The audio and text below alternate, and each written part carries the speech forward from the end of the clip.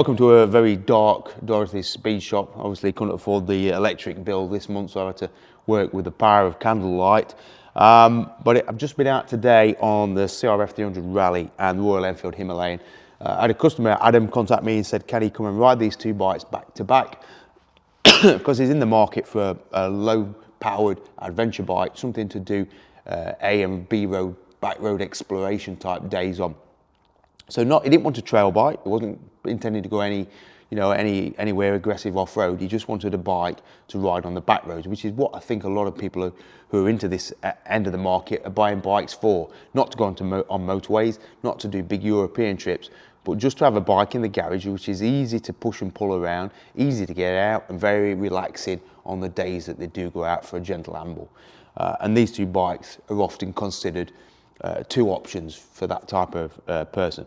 I would also throw in a Suzuki V-Strom 250 actually, and I thought about that as I was coming back, that the V-Strom 250 is very akin to the Himalayan. It's almost a Japanese version of the Himalayan. Similar power, similar performance, probably a little bit more reliable, and also probably a little bit lighter. So for anybody who wants the type of bike that Himalayan is but doesn't want an Indian bike, wants a Japanese bike, maybe the more natural alternative to the Himalayan is a V-Strom 250, which are also very good value if you want to buy one second hand. I think the issue with the CRF300 or the 250 is that this is designed to be a trail bike. It is a trail bike. Long travel suspension means there's a lot of pitch and dive on the road. Bench seat gets uncomfortable after an hour or so. So I think you're automatically comparing apples and oranges if you're looking for just a back road exploration bike. And I know people who've bought these just to potter around on and actually gone, oh God, it's too much of a trail bike for me, and then swapped it for something like a Himalayan. Adam started on this today and he liked it. You know, we pulled up and yeah, likes it, nice, smooth, easy to ride, light clutch, handles well, you know, feels confident in the corners, etc.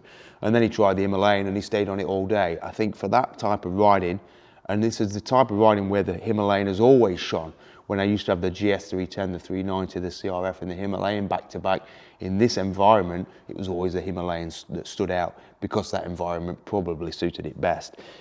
But for Adam, he just liked the fact that it was easy to ride, it was forgiving to ride, the power was always there. He said it didn't seem to matter so much what gear he was in because it always seemed to pull. And for somebody like Adam who's not ridden for a while, it seemed to help build his confidence. And you could see as the day progressed, his confidence in the bike and in him just grew and grew and grew. So he's taking corners better and cleaner lines, riding a slightly quicker pace, you know, all those things which enhance your enjoyment.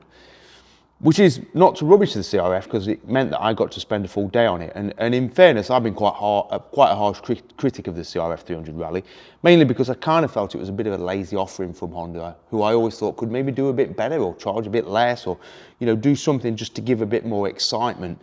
But spending a day on it today really did remind me what a lovely little back road bike it is. And actually, I don't want to use the word little because it's not a little bike; it's a full-grown bike which has got decent turn of pace, it handles well. It's got a TKC 80 on the rear of this one, which I think has given it a bit more finesse in the corners, tipping into the corners than the original stock IRC tyres. Brakes are good. That long travel suspension, which we criticise as being too soft and bouncy, once you sort of settle into it and get used to it, it means that you sort of effortlessly just float across all the chop of what you get with B road and back road riding. So my fondness for the CRF actually grew today. And it meant that I came away thinking, actually, you know what? It's a much better bike than I've probably given it credit for. I'm not saying it's a bike that I think is still worth £6,500 because I think they've pushed it a bit too hard. And, you know, talking about the Voge 300 Rally, if I was in the market for this bike, I still buy the Voge 300 Rally because it offers a very similar package for £2,500 less. So it's not to celebrate this that much, but just to acknowledge that it is a very capable bike, but probably not if you're in the market for this. If you're a novice rider in the market for something to back road bimble on, it's not that bike. I think the Himalayan is that bike, or if you wanted Japanese, a V-Strom 250. What this bike is a very nice travel trail bike. If you're doing more trails, it's ultimately got a bit more capacity to do it than that, more ground clearance, longer travel suspension. I think the Himalayan is still capable of 9/10 of what this is capable of in terms of what trails you can ride. but the lighter weight, 40 kilos less, just makes it that little bit easier. But both good bikes, and it's very difficult to pick what's best because it ultimately boils down to what you want to do with it. I think for Adam today, the benefit of him coming down to ride the two bikes back to back was that he quickly made a conclusion as to which he favoured. So he's going to go away and see if he can find himself Himalayan at some point. So yeah, a good day on the roads. I mean, bikes aside, and bikes are just bikes, aren't they? We really are obsessed too much, really. I mean, I did the video yesterday on the, Himalayan 452 or the new Triumph 400. At the end of the day, does it matter which you buy, which you ride? No, not really, because they're both capable of similar things. And as long as you're riding either of them, who cares? I think it's more about what motorcycling enables us to do as people who are in high-pressure jobs, under stress from whether it be relationships or whatever's going on in your life. What a motorcycle allows you to do is get out and escape from that for a while, and sort of give your concentration to something else. When you're riding the bike, you're focused on riding the bike. You're focused on lines, leaves, overhangs, cambers, junctions, cars, vehicles. So your speed, gear change, brakes. There's so much going on in your mind. And it's so good to have that to focus on for a day to get out of the rut of everyday life. So which bike you choose for this, again, is irrelevant. The fact that you have a bike that's very easy, very manageable, and very encouraging of you to go out and ride it is the essence of this, really. And this is why this end of the market, a phrase I use quite regularly recently, this end of the market is so good and so tempting. Because this bike, if it was in the garage, you think, well, it don't take me much effort to get it out of the garage. I'm going to go for a ride.